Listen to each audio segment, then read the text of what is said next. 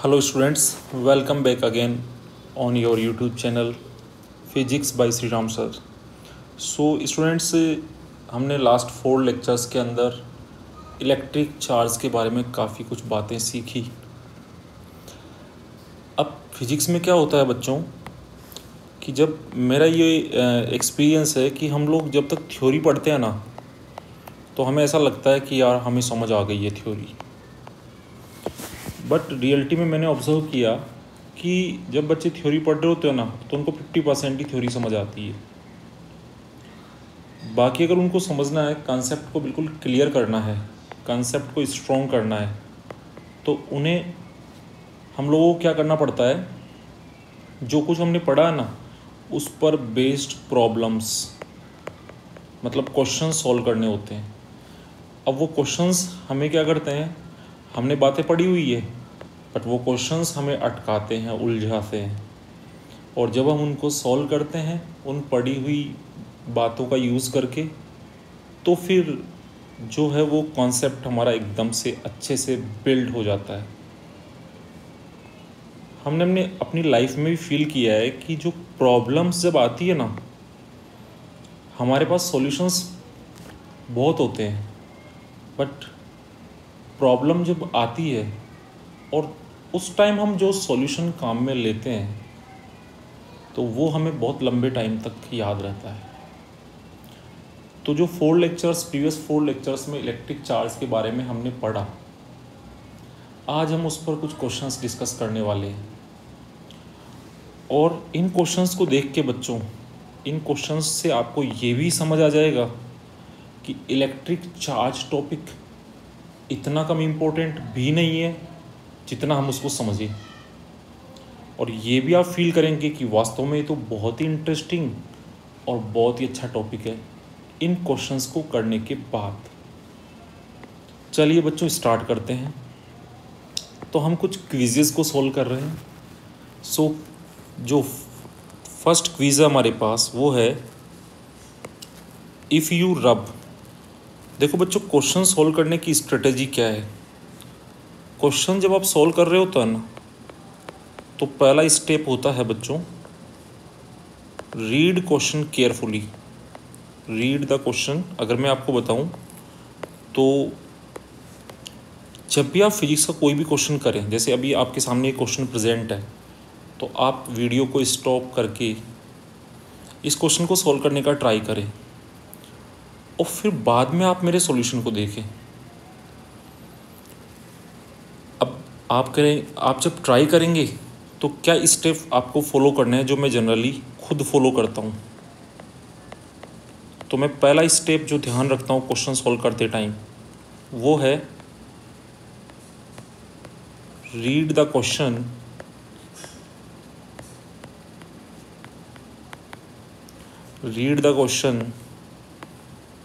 Carefully.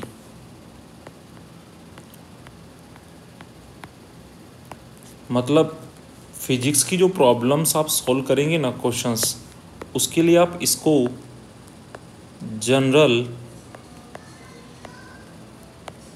Problem solving strategy मान सकते हैं।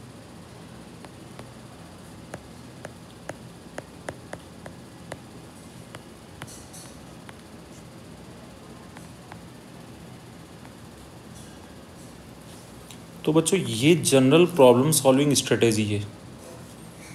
मतलब फिजिक्स से हर क्वेश्चन में ही आप इसको अप्लाई करने का प्रयास करें, कोशिश करें, तो आपको फिजिक्स समझ में आने लगेगी और फिजिक्स के क्वेश्चन करने में भी मज़ा आने लगेगा।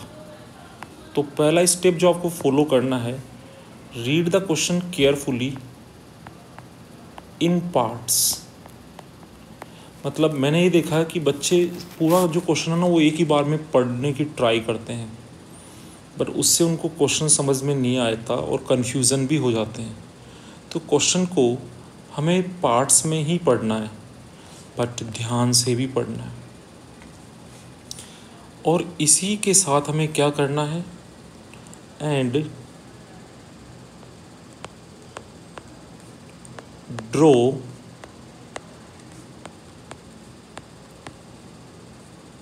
Rough sketch of the problem। जो भी क्वेश्चन आपको कह रहा है, जैसे जैसे कहता जा रहा है क्वेश्चन, उसका एक रफ स्केच हमें ड्रॉ करते चलना है। इसमें काम आएगी हमारी विजुलाइज और इमेजिन करने की पावर। जैसा क्वेश्चन कह रहा है उसका एक रफ स्केच हम बनाते चले जाएं। फिर हमें क्या करना है, हमारा जो अगला स्टेप है इसी में,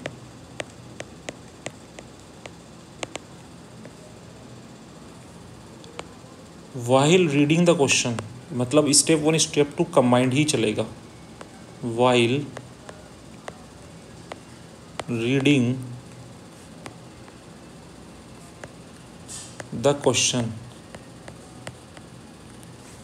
right given information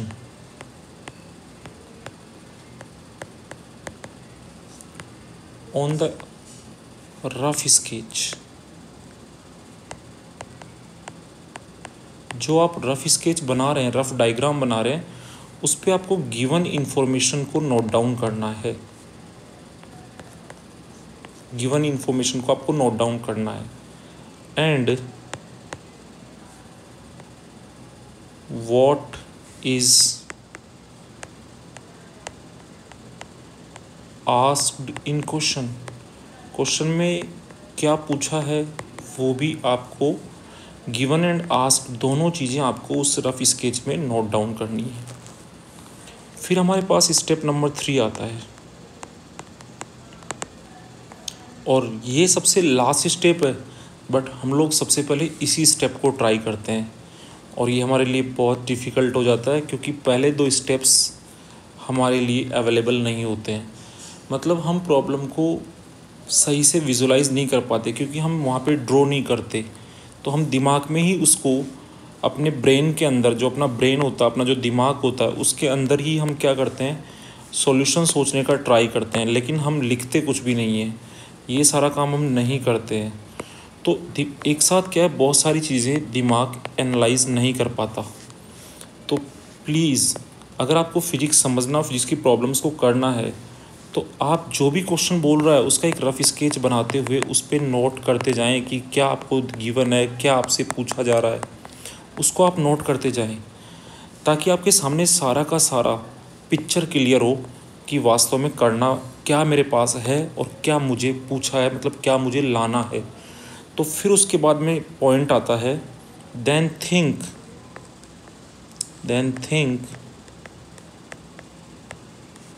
about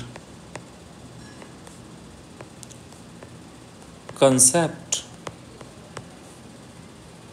either any law, any definition, any formula। क्योंकि जब आप ये फर्स्ट 2 स्टेप्स करेंगे ना, तो आपको क्लियर कट आइडिया हो जाएगा कि ये क्वेश्चन फिजिक्स में किस टॉपिक से पूछा जा रहा है।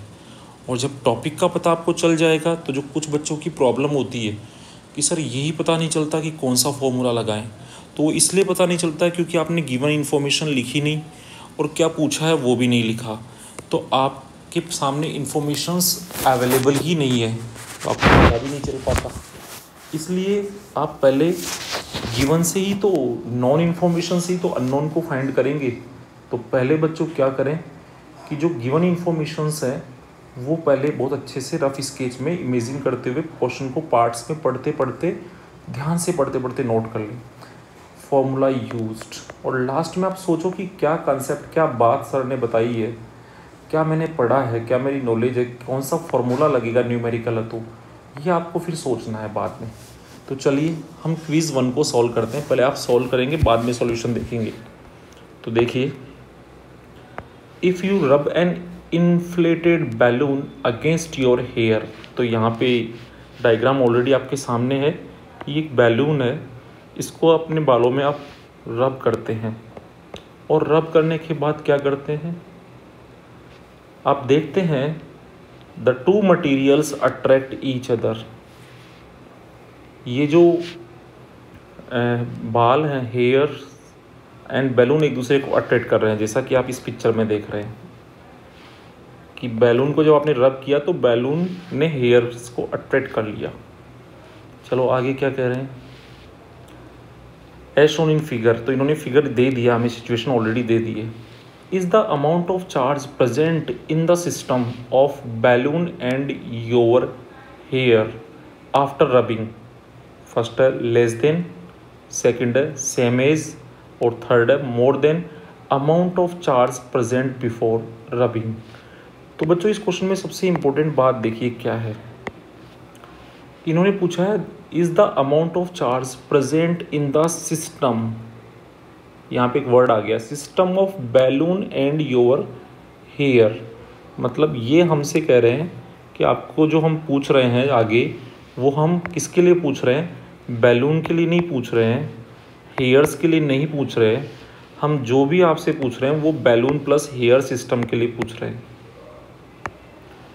तो बेसिकली अगर ये हम फर्स्ट सिचुएशन देखें कि जब इनिशियली बैलून चार्ज नहीं था और हेयर्स भी चार्ज नहीं थे, तब तो ये एक दूसरे को अट्रैक्ट नहीं कर रहे थे, रब करने के बाद ही इन्होंने अट्रैक्ट करना स्टार्ट किया।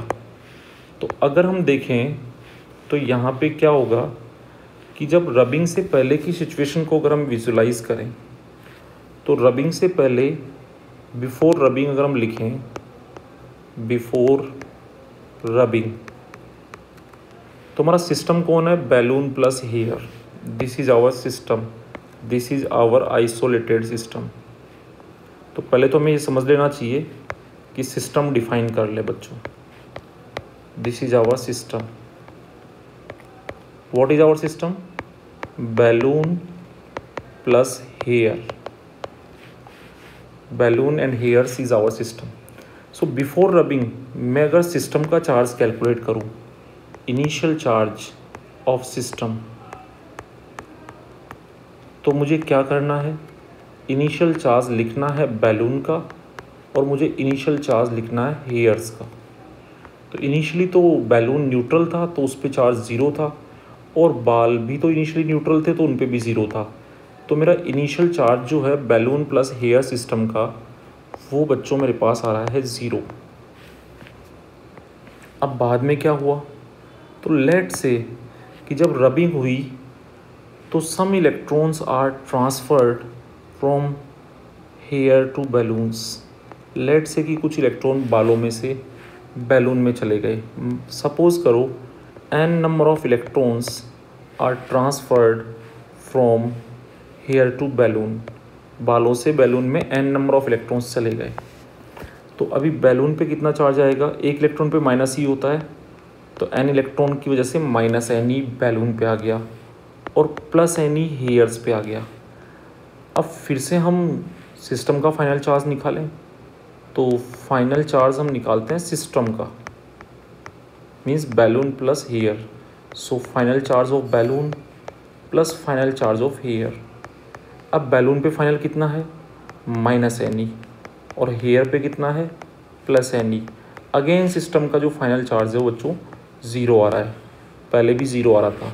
तो सिस्टम जो है उसका चार्ज चेंज नहीं होता, because law of conservation of charge बच्चों हमने पढ़ा है प्रीवियस लेक्चर्स में कि total charge of an isolated system remain constant, net charge can not be created और डेस्ट्रॉइड।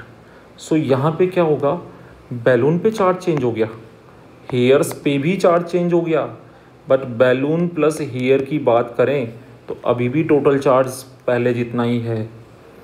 तो यहाँ पे हमारा आंसर हो जाएगा अगर ये हमसे बोलता बेटा कि बैलून पे चार्ज कम होगा कि ज़्यादा, तो हमें क्या पता इलेक्ट्रॉन किस से किस में जाएंगे, तो हमने एज्यूम किया है कि लेट से बालों से बैलून में जा रहे हैं।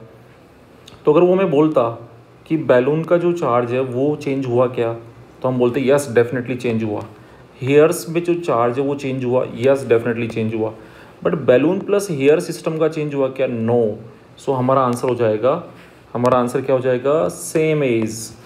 तो आपके लिए मैंने आंसर भी रखा आगे, लिखा भी है आंसर समझाने के बाद, तो आप इसमें देखें।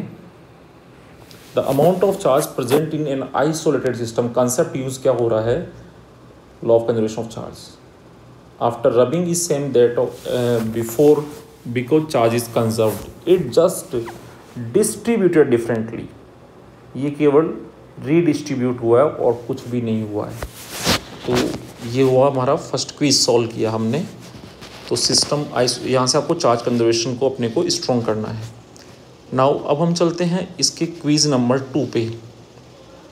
सो क्विज नंबर जो 2 है उसमें इन्होंने बोला है there are 3 objects are brought close to each other 2 at a time. एक टाइम पे 2 को पास में ला रहे हैं। तो हमारे पास 3 ऑब्जेक्ट्स हैं। लेट से कि एक ऑब्जेक्ट बच्चों बना लेते हैं। जैसे क्वेश्चन मैंने बोला पहला स्टेप कि जैसा क्वेश्चन कह रहा है वैसा बनाते जाओ। 3 ऑब्जेक्ट्स बनाने के लिए उन्होंने बोला कि 3 ऑब्जेक्ट्स है, फिर ए बी नाम बोल दिया तो नाम रख देते हैं ए बी सी। अब पास लाने का काम है। जैसे जैसे क्वेश्चन कह रहा है बच्चों वैसे वैसे करते जाओ। When object A and B are brought together they repel. अच्छा जी, तो ए और बी को जब ये पास में लाते हैं, ये जो ए और बी है इसको जब ये पास में लाते हैं तो इनमें रिपल्सन होता है। क्या होता है? रिपल्सन। अब बच्चों हमने पढ़ा था प्रीवियस लेक्चर में, जस्ट जो हमारा 4th लेक्चर था उसमें हम लोगों ने स्टडी किया था कि रिपल्सन 2 चार्ज बॉडीज़ के बीच में हो सकता है। अट्रैक्शन तो क्या हो सकता है, एक बॉडी चार्ज्ड है और दूसरी बॉडी जो है वो या तो अपोजिटली चार्ज है या न्यूट्रल है, तो भी अट्रैक्शन हो सकता है। लेकिन रिपल्सन तो तभी होगा जब दोनों बॉडीज जो है वो चार्ज बॉडीज़ होगी। तो इन्होंने बोला कि जब ए और बी को पास लाते हैं तो ए और बी में रिपल्सन होता है। ए और बी आपस में एक दूसरे को क्या करते हैं? रिपेल करते हैं। इसका मतलब ये कन्फर्म है कि रिपल्सन हो रहा है तो दोनों ऑब्जेक्ट्स चार्ज्ड हैं और दोनों पे सेम साइन का चार्ज है। मतलब अगर ए पे पॉजिटिव चार्ज होगा तो बी पे भी पक्का पॉजिटिव है, और ए पे नेगेटिव है तो बी पे भी पक्का नेगेटिव है। बिकॉज रिपल्सन इस बात को श्योर करता है कि बॉडी चार्ज्ड है या नहीं है। तो repulsion is the true test that body is electrified और नॉट। तो ए और बी अगर रिपेल कर रहे हैं तो पक्का वो चार्ज बॉडीज़ हैं और दोनों पे सेम साइन का चार्ज है। बट मुझे नहीं पता कि वो कौन सा है, प्लस है कि माइनस। तो एक केस में मैंने मान लिया कि लेट से ए पे प्लस है तो बी पे प्लस है, और अगर ए पे माइनस है तो बी पे भी माइनस है। ये हमने एज्यूम कर लिया। फिर आगे चलते हैं, क्या बोल रहे हैं ये। When B and C are brought together they also repel. तो बी और सी को जब पास में लाते हैं तब भी वो रिपेल करते हैं। अच्छा जी, तो ये हमारे पास 2 सिचुएशंस थी। तो अब बी और सी को जब पास में ला रहे हैं तो यहाँ भी रिपल्सन हो रहा है। तो रिपल्सन तो तभी होता है जब बॉडी जो है वो चार्ज्ड होती है, तभी रिपल्सन होता है। तो इसका मतलब सी जो बॉडी है वो भी पक्का चार्ज्ड बॉडी है, वो बॉडी न्यूट्रल बॉडी नहीं है। तो यहाँ पे क्या होगा कि अगर ये वाला केस होता है ए पे पॉजिटिव है बी पे पॉजिटिव है, तो फिर बी सी को भी रिपेल कर रहा है। तो अगर बी पे पॉजिटिव है तो सी पे भी फिर पॉजिटिव है, ये कंफर्म हो गया। या फिर दूसरा पॉसिबिलिटी क्या हो सकती है, तो मतलब रिपल्सन हो रहा है यहाँ पे बी और सी में भी। या फिर सेकंड पॉसिबिलिटी क्या हो सकती है, अगर मान लो ए पे नेगेटिव है बी पे नेगेटिव है, रिपेल कर रहे हैं, तो अगर बी पे नेगेटिव है तो बी सी को रिपेल कर रहा है तो फिर पक्का सी पे भी नेगेटिव है। तो मुझे इतना कंफर्म हो गया यहाँ से कि या तो ये वाला केस पॉसिबल है कि तीनों पे ही पॉजिटिव चार्ज है, या ये वाला केस पॉसिबल है कि तीनों पे ही नेगेटिव चार्ज है। ये समझ में आ गया यहाँ से। चलो आगे क्या कह रहे हैं क्वेश्चन के अंदर। Which of the following is true, object A and C possess charge of same sign. बिल्कुल सही है, तीनों पे ही सेम है तो ए और सी पे तो सेम होगा ही। Object A and C possess charge of opposite sign, बिल्कुल गलत, ये तो होगा नहीं। ए सही है कि ए और सी पे सेम साइन का चार्ज है। फिर सी सेकंड वाला तो रॉन्ग हो गया। फिर कह रहा है all 3 objects possess charge of same sign, ये बात भी बिल्कुल सही है कि तीनों पे ही सेम साइन का चार्ज है। फिर डी कह रहा है one of the object neutral, नहीं ये तो गलत है, क्योंकि अगर न्यूट्रल होती तो अट्रैक्शन फोर्स आ सकता था, रिपल्सन तो आ ही नहीं सकता था। तो बच्चों क्वेश्चंस को अगर अच्छे से करना है ना तो प्रीवियस लेक्चर्स को भी अच्छे से देखना होगा, जिसमें मैंने समझाया है कि थ्योरी जो है वो लेक्चर में समझाइए कि कब क्या होता है। फिर last option, we would need to perform additional experiment to determine the sign of charge, बिल्कुल सही है, क्योंकि बच्चों ये तो हमें पता चल गया कि तीनों पे सेम साइन का चार्ज है, या तो, लेकिन कौन सा है, या तो तीनों पे पॉजिटिव है या तीनों पे नेगेटिव है। तो कौन सा है, साइन क्या है, मतलब तीनों पे पॉजिटिव है तीनों पे नेगेटिव। तो साइन डिटरमाइन करने के लिए हमें कुछ एडिशनल इन्फॉर्मेशन की और जरूरत पड़ेगी। तो हमारा आंसर हुआ ए सही है, ई सही, सी सही है एंड ई सही है। चलिए देखते हैं आंसर, ए सी ई। तो ये आपका आंसर हुआ, आप इसको रीड कर सकते हैं वीडियो को पॉज करके। So this question is complete. Now we move to next quiz. So हम नेक्स्ट क्विज पे मूव करते हैं। 3 objects are brought close to each other 2 at a time. फिर से वही बात बोल रहे हैं, वैसा ही क्वेश्चन है। तो चलो ऊपर से फ़ोटो लेते हैं, फ़ोटो को यहाँ से लेते हैं और चलते हैं आगे और सॉल्व करते हैं अगले क्विज़ को। क्वेश्चन पढ़ते जाओ, डायग्राम बनाते जाओ, जैसा कह रहा है वैसा करते जाओ, जो पढ़ाया वो सोचते जाओ। तो क्या कह रहा है ये कह रहा है कि 3 बॉडीज़ हैं, ये 3 ऑब्जेक्ट्स है ABC। तो अब ये तीनों ऑब्जेक्ट्स के रिगार्डिंग ये क्या कह रहा है, हमें क्या इन्फॉर्मेशन है इनकी तरफ से कि जब A और B को पास में लाते हैं तो दे अट्रैक्ट। अरे भाई अट्रैक्शन तो फिर तो मेरे को सावधान होना पड़ेगा, क्योंकि अट्रैक्शन में क्या होगा, अट्रैक्शन हो रहा, रिपल्सन नहीं हो रहा। चलो भाई, A और B को पास में लाते हैं तो अट्रैक्शन हो रहा है। इसका मतलब एक बॉडी चार्ज्ड है, ये तो कन्फर्म्ड है।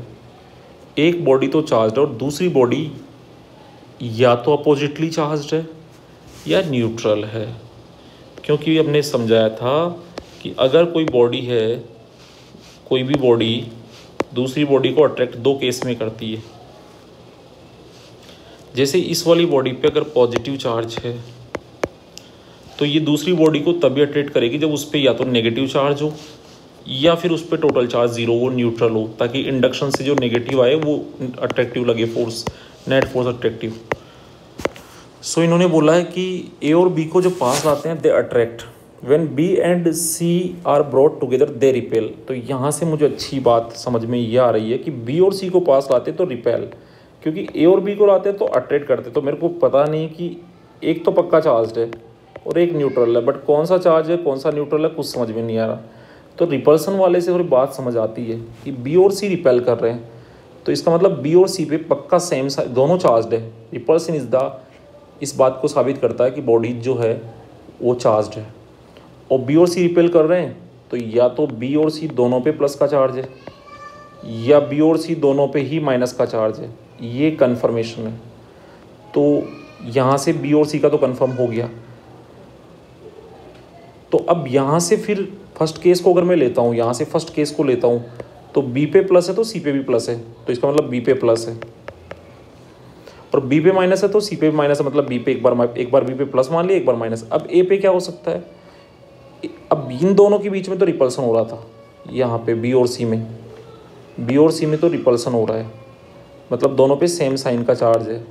वो साइन कौन सा है ये मुझे नहीं पता। अब B पे जो प्लस चार्ज है और B अगर A को अट्रैक्ट कर रहा है तो A पे 2 पॉसिबिलिटी है, या तो A पे माइनस का चार्ज है या A पे 0 चार्ज है, मतलब न्यूट्रल है। तो A पे या तो माइनस का चार्ज है या A न्यूट्रल है। और B पे जब माइनस होगा, इनके बीच में हो रहा है अट्रैक्शन, तो अट्रैक्शन होने के लिए क्या होना चाहिए, A पे जो चार्ज है वो या तो B का अपोजिट होना चाहिए या A न्यूट्रल होना चाहिए। अच्छा, B जो है वो अगर A को अट्रैक्ट कर रहा है तो अगर B पे माइनस है तो A पे क्या होना चाहिए, प्लस होना चाहिए या A न्यूट्रल होना चाहिए। ये देखो सिचुएशन में ड्रॉ कर ली।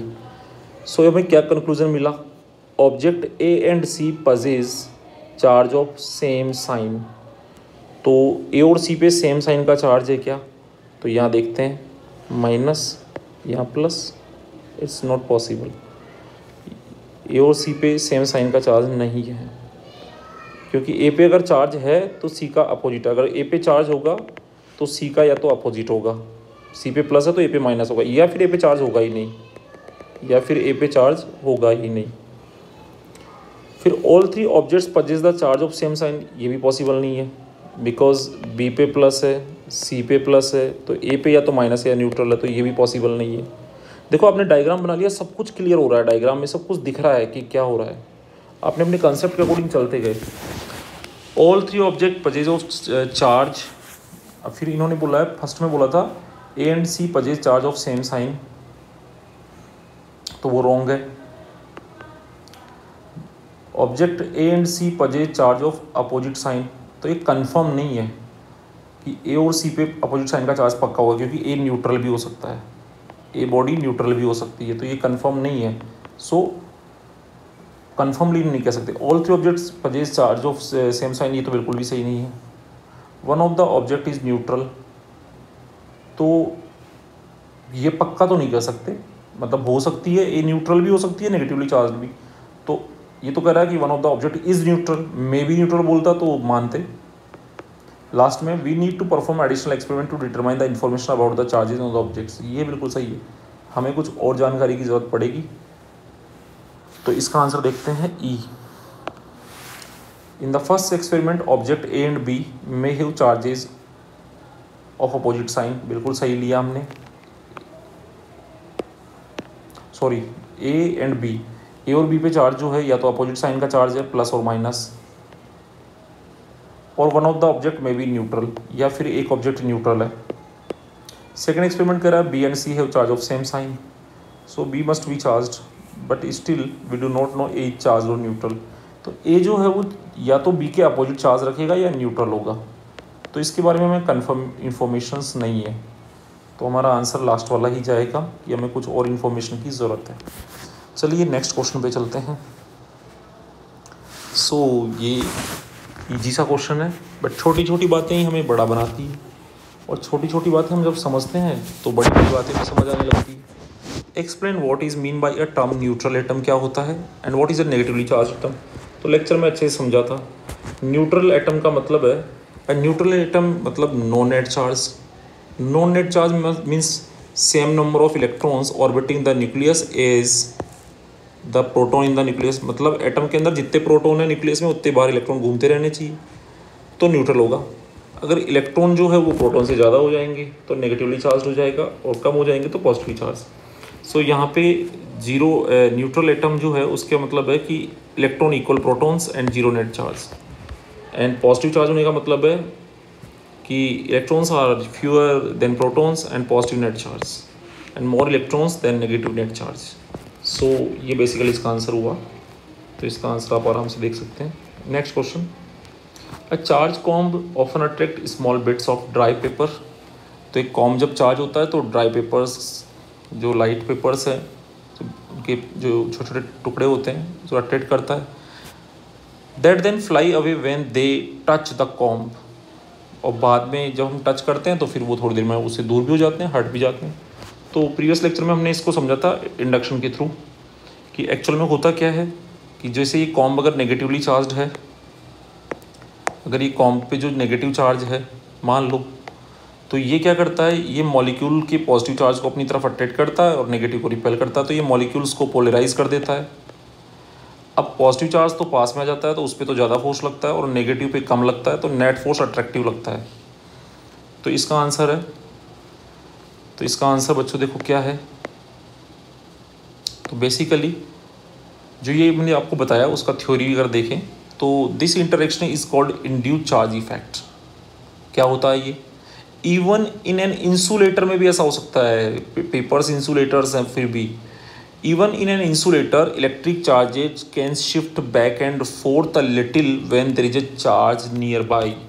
तो जैसा आप देख रहे हैं कि ये पॉजिटिव चार्ज कॉम ले आया तो नेगेटिव वाले पास में आ गए, पॉजिटिव वाले दूर चले गए, इसको बोला उन्होंने इंड्यूस्ड चार्ज इफेक्ट, जिसमें पॉजिटिव नेगेटिव पहले मान लो इस मॉलिक्यूल में ऐसे थे, ये प्लस था ये माइनस था, ये एक ही जगह थे, तो अब प्लस को तो धक्का लगा, माइनस को अट्रैक्शन हुआ, तो मॉलिक्यूल पोलराइज हो गया ऐसे। तो ये इंड्यूस्ड चार्ज इफेक्ट है, इंडक्शन है, polarization. So the negatively charge plastic comb क्या करता है, स्लाइड शिफ्ट करता है within the molecule of neutral insulator and effect called polarization. मतलब ये मॉलिक्यूल्स को क्या करता है, ये पेपर जो होता है कॉम, जो चार्ज कॉम है, वो पेपर के जो मॉलिक्यूल्स है उनको पोलराइज करता है। Positive and negative charges in the material are present in equal amount, तो उसमें but the positive charges are closer to the plastic comb. तो पॉजिटिव नेगेटिव दोनों है, बट अगर कॉम नेगेटिव है तो पॉजिटिव ज़्यादा पास में आ जाएंगे। So feel N attraction that is stronger then repulsion. तो ज़्यादा फोर्स कौन सा लगता है, पेपर्स के अंदर जो मॉलिक्यूल्स होते हैं उनमें जो है वो पॉजिटिव चार्ज अगर कॉम की तरफ शिफ्ट हो जाता है और नेगेटिव अवे, तो अट्रैक्शन फोर्स ज़्यादा पावरफुल हो जाता है रिपल्सन से, और नेट फोर्स भी अट्रैक्टिव होता है। So neutral insulator is also attracted by a positively charge comb. तो कोई न्यूट्रल इंसुलेटर है तो चाहे पॉजिटिवली चार्ज कॉम्ब हो या नेगेटिवली चार्ज कॉम्ब हो, वो उसको अट्रैक्ट कर लेता है।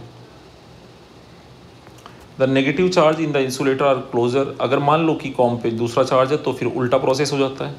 तो इसका मतलब रिजल्ट क्या निकलता है, a charge object of either sign, किसी भी साइन की चार्ज ऑब्जेक्ट हो, चाहे नेगेटिव चार्ज कॉम्ब हो या पॉजिटिव चार्ज कॉम्ब हो, exert an attractive force on अनचार्ज insulator. तो इसका मतलब ये होता है कि जो भी हमारे पास चार्ज ऑब्जेक्ट होती है, चाहे वो पॉजिटिवली चार्ज ऑब्जेक्ट हो या नेगेटिवली चार्ज, जो न्यूट्रल बॉडीज़ होती है उनको वो अट्रैक्ट करती है। तो चार्ज बॉडीज़ हमेशा न्यूट्रल बॉडीज़ को पोलराइजेशन या इंडक्शन इफेक्ट के थ्रू अट्रैक्ट करती है। तो हम लोगों को तो लगता था कि जो अट्रैक्शन है वो तभी होगा जब अपोजिट चार्ज होंगे, ऐसा नहीं है। इस बॉडी पे टोटल चार्ज 0 है, लेकिन फिर भी पोलराइजेशन की वजह से न्यूट्रल बॉडीज़ भी चार्ज बॉडीज़ की तरफ अट्रैक्ट होती है, बस रिपेल नहीं होती। ओके, तो चलते हैं नेक्स्ट क्वेश्चन पे। Explain from N atomic view point why charge is usually transferred by electrons. तो बच्चों आप सब जानते हो कि जैसे जो मेटल बॉडीज़ होती है, मेटल बॉडीज़ में क्या होता है जनरली, पहले बात तो 2 रीज़न है इसके पीछे। पहली बात तो ये होता है कि हमारे जो प्रोटॉन्स है वो दो चार्ज पार्टिकल है। प्रोटॉन है एक तो हमारे पास जो चार्ज को एक जगह से दूसरी जगह ले जा सकता है, और एक इलेक्ट्रॉन्स है। तो प्रोटॉन्स तो पहली बात तो न्यूक्लियस में होते हैं, और न्यूक्लियस में उनके वो जो है वो बाउंड रहते हैं स्ट्रॉन्ग न्यूक्लियर फोर्स से। स्ट्रॉन्ग न्यूक्लियर फोर्स उनको बांध के रखता है। तो प्रोटॉन को निकालना न्यूक्लियस से बहुत मुश्किल है, या प्रोटॉन तब जाएंगे जब न्यूक्लियस मतलब पूरा एटम ही जाएगा एक जगह से दूसरी जगह।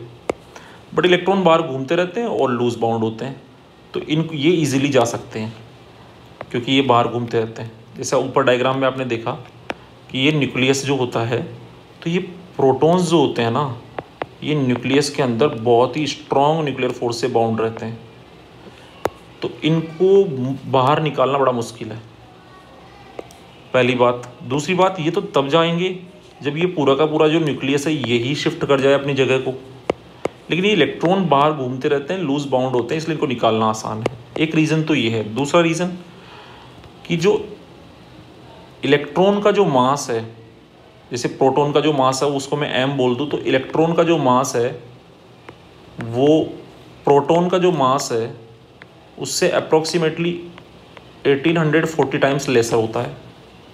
तो हम ये कह सकते हैं कि इलेक्ट्रॉन्स आर लाइट पार्टिकल्स, ये हल्के पार्टिकल है, एंड प्रोटॉन्स जो है वो हेवी पार्टिकल है, बहुत हेवी है, ऑलमोस्ट 2000 टाइम्स ज़्यादा हेवी है। तो इसका मतलब हम समझ सकते हैं कि जो हल्का है वो तो इजीली जा सकता है ना, मूव कर सकता है। तो अगर एक टर्म पढ़ेंगे हम लोग आगे, मोबिलिटी, एक टर्म पढ़ोगे आप मोबिलिटी करंट इलेक्ट्रिसिटी चैप्टर्स के अंदर, तो mobility inversely proportional to mass होती है।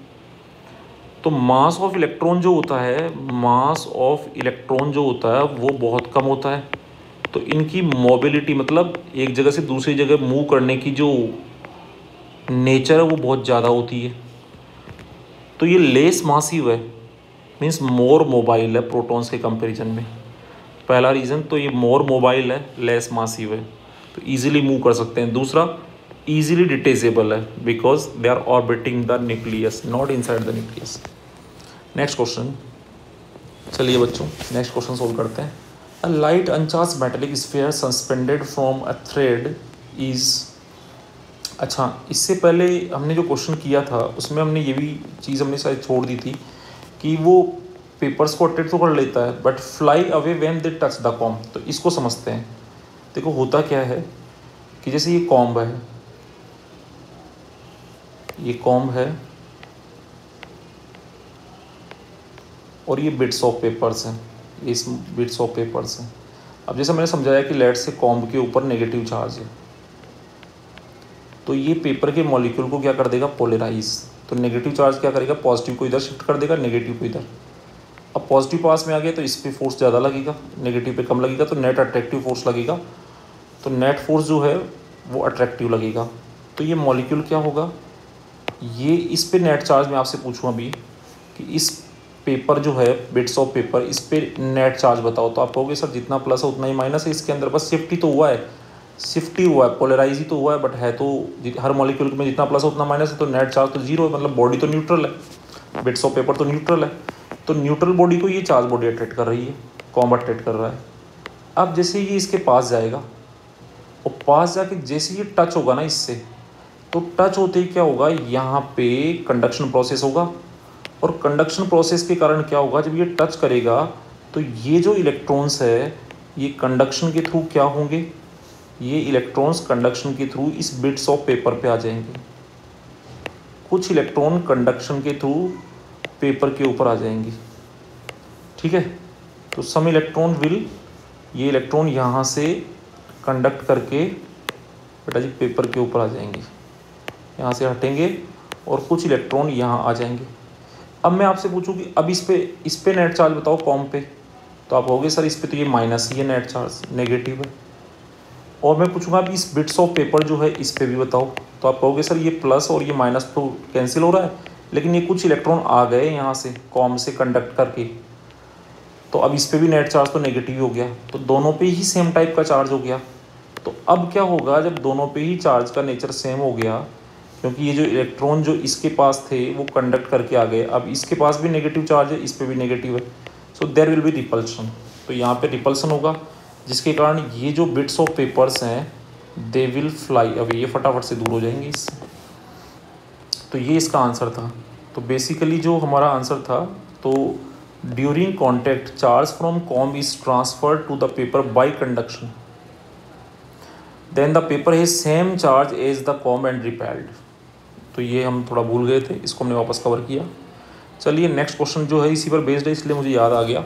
अ light and charge metallic sphere suspended from a thread attracted to a charge rubber rod and after it touch the rod the sphere, same logic है बेटा।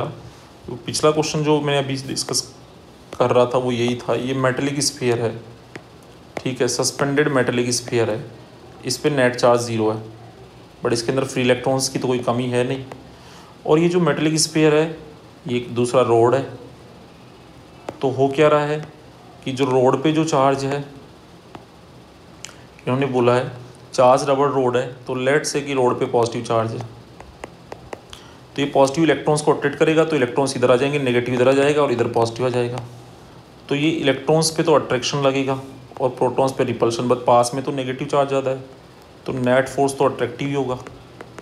तो इसलिए ये जो रोड होगी वो इस स्फीयर को अट्रैक्ट करेगी, and this sphere will get attracted towards the road, ये स्फीयर जो है वो रोड की तरफ अट्रैक्ट होगा इस तरह से। अब ये अट्रैक्ट तो हो गया इसकी तरफ, बट टच करते ही क्या होगा, तो टच करते ही ये होगा कि अभी भी स्फीयर में आप देखें तो जितना माइनस उतना प्लस है, स्फीयर का टोटल चार्ज जीरो है, स्फीयर कोई चार्ज नहीं हुआ है, बट इंडक्शन हो गया है यहाँ पे। लेकिन जैसे ही ये टच करेगी रोड इसको, रोड जैसे ही इसको टच करेगी, रोड में से कुछ प्रोटॉन जो होंगे वो स्फीयर पे आ जाएंगे, और ये जो माइनस है और ये प्लस तो मिलके न्यूट्रल है अभी भी, लेकिन सम जो प्रोटॉन्स है वो रोड से स्फीयर पे आ जाएंगे, और अब इन पे सेम साइन का चार्ज आने से रिपल्सन हो जाएगा। तो आप इस आंसर को यहाँ पे रीड कर सकते हैं, ये पूरा यहाँ पे लिखा हुआ है, you can read this answer, आप इसको अच्छे से रीड कर सकते हैं। Okay students, now we move on next question. Same logic, a balloon is negatively charged by rubbing then clings a wall, does it mean that wall is positively charged. तो इन्होंने ये पूछा है कि भाई ये जो बैलून है ये वॉल से चिपक जाता है, ये बैलून दीवार रब करते हैं, इस बैलून पे उन्होंने बोला नेगेटिव चार्ज है, कौन सा चार्ज है, नेगेटिव। तो आप इसको समझने के लिए ऐसे मान लीजिए कि ये जो डायग्राम इसमें बनाया हुआ है, तो ये बैलून है, इस पे कैसा चार्ज है, नेगेटिव, नेगेटिव चार्ज है इस पे बैलून पे। अब ये नेगेटिव चार्ज है तो ये दीवार, ये वॉल है और ये बैलून है, तो मैं थोड़ा अपोजिट बना देता हूँ डायग्राम। तो इन्होंने बोला बैलून पे नेगेटिव चार्ज है, तो हमने यहाँ नेगेटिव बना दिया। अब क्या करेगा ये कि जो मॉलिक्यूल्स है ना इनके पॉजिटिव को अट्रैक्ट करेगा, तो सबके पॉजिटिव तो इधर शिफ्ट हो जाएंगे और सबके नेगेटिव दूर शिफ्ट हो जाएंगे इधर। अब पॉजिटिव पास में आ गए तो पॉजिटिव पे ज़्यादा फोर्स लगेगा अट्रैक्शन का, और ये रिपल्सन का कम, तो नेट अट्रैक्टिव फोर्स लगेगा, तो इसलिए ये बैलून इससे चिपक जाता है। बट जब ये दोनों कॉन्टैक्ट में आ जाएगी वॉल्स, बैलून और वॉल कांटेक्ट में आ जाएगी तो कुछ चार्ज कंडक्शन के थ्रू बैलून का सेम नेगेटिव चार्ज किस पे आ जाएगा, वॉल में आ जाएगा। तो अब क्या होगा, इसमें आप देखें तो टोटल चार्ज तो जीरो है, ये तो ये वाला तो, लेकिन अब एक्स्ट्रा इलेक्ट्रॉन आ गए तो नेट नेगेटिव चार्ज हो गया वॉल के पास और बैलून पे भी कैसा है, नेगेटिव। तो अब हो जाएगा इन दोनों में रिपल्सन। तो पहले तो क्या होगा कि एक बॉडी चार्ज्ड है, ये तो नेगेटिवली चार्ज्ड है और ये न्यूट्रल है, तो इनमें हो रहा है अट्रैक्शन। इस पे जीरो चार्ज है, इस पे नेगेटिव चार्ज है, तो इन दोनों में हो रहा है अट्रैक्शन। लेकिन जब टच कर लेगा तो ये जो नेगेटिव है, बैलून वाला जो नेगेटिव है, यही नेगेटिव इस वॉल पे भी आ जाएगा। और अब जब टच करने के बाद कंडक्शन के थ्रू जब सेम साइन का चार्ज आ जाएगा तो फिर हो जाएगा रिपल्सन, अट्रैक्शन हट जाएगा। तो इस तरह से ये चीज़ होती है। सो स्टूडेंट्स, नेक्स्ट क्वेश्चन है question number 13। A large metallic sphere insulated from ground is charged with an electrostatic generator while a student standing on the insulating stool holds the sphere. Why it is safe to do this? Why would it not be safe for another person to touch the sphere after it has been charged? देखो बच्चों, ये question में क्या कहना चाह रहे हैं कि एक स्टूल है, एक मतलब इंसुलेटिंग चीज़ है, इस पर एक बच्चा खड़ा है और इसके हाथ में जो है, इसके हाथों में एक स्फीयर है।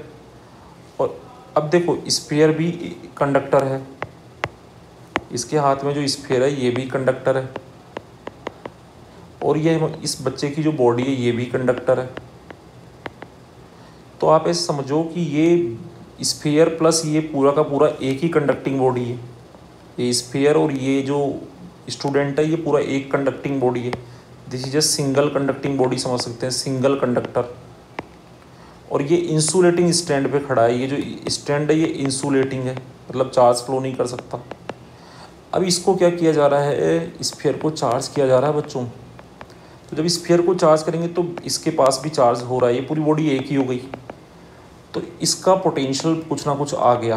पर वो पोटेंशियल जो है वो इस स्फीयर का और इस बच्चे का, स्टूडेंट का, दोनों का सेम है। तो सेम पोटेंशियल की वजह से चार्ज जो है वो फास्टली इसकी बॉडी से फ्लो नहीं कर रहा, मतलब करंट डेवलप नहीं हो पा रहा। जैसे जैसे स्फीयर चार्ज हो रहा है थोड़ा थोड़ा ये भी इसके साथ चार्ज शेयर करके पूरा का पूरा सिस्टम चार्ज हो रहा है, ये स्फीयर प्लस स्टूडेंट। तो ये पूरा का पूरा सेम पोटेंशियल पे है, इसलिए कंटिन्यूस चार्ज का फ्लो नहीं बन रहा, कोई सर्किट नहीं बन रहा है यहाँ पे। लेकिन अगर मान लो कि कोई दूसरा बच्चा आता है और उसका पोटेंशियल तो फिर अलग होगा ना। यहाँ पे तो क्या है, ये कंटिन्यूसली जब चार्ज होना शुरू हुआ था तब से ही बच्चा इसको पकड़े हुए था, तो बच्चा और स्फीयर दोनों साथ में चार्ज हो रहे थे, इंसुलेटिंग स्टैंड पे खड़ा है और नीचे चार्ज जा नहीं सकता, तो दोनों साथ में चार्ज हो रहे थे, तो दोनों ने एक पोटेंशियल अचीव कर लिया, मान लो कि 200 वोल्ट का। अभी दूसरा बच्चा तो न्यूट्रल है, इसका तो जीरो वोल्टेज है, जीरो पोटेंशियल है। अब अगर ये बच्चा इस स्फीयर को छुएगा तो इस स्फीयर या इस स्फीयर को छुएगा या इस बच्चे को छुएगा तो इस स्फीयर का और इस दूसरे बच्चे का पोटेंशियल में तो बड़ा डिफरेंस है, 200 और 200 वोल्ट का डिफरेंस है। उस वजह से चार्ज का फ्लो होगा, बहुत तेज़ी से करंट फ्लो होगा, और इसके अंदर जब करंट फ्लो होगा तो इसको लगेगा झटका। तो कहने का मतलब क्या हुआ बच्चों, कि जो पकड़ के खड़ा है पहले से इंसुलेटिंग स्टैंड पे स्फीयर को, उस वो तो सेम पोटेंशियल पे है, जो स्फीयर का 200 है तो उसका भी 200 है, पर अब जो भी बाहर से उस स्फीयर को या उस बच्चे को छुएगा उसको 200 वोल्ट का झटका लग जाएगा, बिकॉज जो बाहर से छूने आ रहा है उसका पोटेंशियल तो अलग है। तो यही आंसर है। The student standing on the insulating platform is held at the same electric potential as the generator sphere. Charge will only flow when there is a difference in potential. ये भी मैंने सिखाया था बच्चों आपको स्टार्टिंग में, second lecture में I think. The student who unwisely touches the charge sphere is near zero electric potential, ये जीरो पे है। When compare to charge sphere, तो इसके कंपेरिजन में तो ये जीरो पे है। So when the students comes in contact with the sphere, charge will flow from sphere to him और हर, जो भी है, बेटा या बेटी है, झटका तो लगेगा, कोई चार्ज थोड़े ना भेदभाव करेगा। Until they are at same electric potential, जब तक दोनों सेम पे नहीं आ जाते, ये 200 है तो चार्ज इसके अंदर, बच्चे के अंदर आएगा, जब तक कि ये भी सेम पोटेंशियल पे नहीं आ जाता। तो इसका मतलब चार्ज का फ्लो होगा और करंट लगेगा। तो ये हमने ये वाला क्वेश्चन सॉल्व किया। चलो नेक्स्ट क्वेश्चन पे चलते हैं। Would life be different if electron are were positive charge. हाँ, कई बार बच्चे बोलते हैं सर इलेक्ट्रॉन पे नेगेटिव ही क्यों होता है, प्रोटॉन पे पॉजिटिव ही क्यों होता है। तो बेटा जी कुछ नहीं है, ये सिर्फ परंपरा है। ये क्या है? परंपरा है। अब शादी कैसे होती है? सबके सोसाइटी में अलग अपने अपने तरीके से होती है। अब जैसे बड़े लोगों ने डिसाइड कर दिया समाज के, वैसे ही होती है। अब जो नहीं करता फिर वो परेशान भी होता है, उसको फॉलो नहीं करता परंपरा को। So sometimes it is very difficult to change the conventions, we will have to follow the conventions. और वो परंपराएं हमारी ही सुविधा के लिए, हमारी आसानी के लिए ही बनाई जाती है, लेकिन हम कई बार फॉलो नहीं करते तो हम ही परेशान होंगे। जैसे फॉर एग्जांपल कि वॉच के अंदर 1 डे है तो 24 आवर बता दिए। अब कोई कहेगा नहीं मैं तो 30 आवर मानूंगा, 24 ही क्यों डिवाइड किया? तो भैया तू अपनी अलग घड़ी बना ले, तू परेशान होता है। सारी दुनिया तो इसको मान रही है, जो नहीं मानेगा वो अलग चलेगा। तो वो बात है कि सब लोगों को बात समझ में आए, इसलिए साइंटिस्ट लोग जो होते हैं, साइंस में जो बड़े बुजुर्ग लोग होते हैं, वो कन्वेंशंस बनाते हैं कि भाई 2 टाइप का चार्ज है। मास तो एक ही टाइप का होता है, बट चार्ज तो 2 टाइप का होता है। और तो फिर उनको नाम देना था, तो एक को प्लस दे दिया, एक को माइनस। या कोई माइनस का मतलब छोटा थोड़े हो गया। यहाँ प्लस माइनस सिर्फ और सिर्फ नेचर को बता रहा है, टाइप को बता रहा है, पोलैरिटी को बता रहा है। तो इसका मतलब अगर वो लोग शुरू से सब बोल देते कि प्रोटॉन पे प्लस लेना है, प्रोटॉन पे माइनस लेना है, इलेक्ट्रॉन पे प्लस लेना है, तो आज बुक्स में वही होता। मेन बात है कि चार्ज 2 टाइप का है जिसकी नेचर डिफरेंट है, प्लस और माइनस। किसको प्लस दिया, किसको माइनस? अब 2 टाइप का है तो अट्रैक्ट करेगा एक दूसरे को, नेचर अलग अलग है तो अट्रैक्शन होगा। तो अगर अभी प्रोटॉन पे प्लस है, इलेक्ट्रॉन पे माइनस लेते हैं तो अट्रैक्शन होता है। अगर मान लो वो ऐसा कर देते, इलेक्ट्रॉन पे जो चार्ज है उसको प्लस बोल देते और प्रोटॉन पे जो चार्ज है उसको माइनस ले लेते, तब भी तो अट्रैक्शन ही फोर्स होता, तब कौन सा रिपल्सन होने लग जाता। तो ये तो नेचर को रिप्रेजेंट करने का तरीका है। सो लाइफ क्या अलग हो जाती है? इन्होंने पूछा इस क्वेश्चन के अंदर, तो इन्होंने बोला no, life would be no different if electrons were plus charged and protons were minus charged. Opposite charges would still attract and like charges would repel.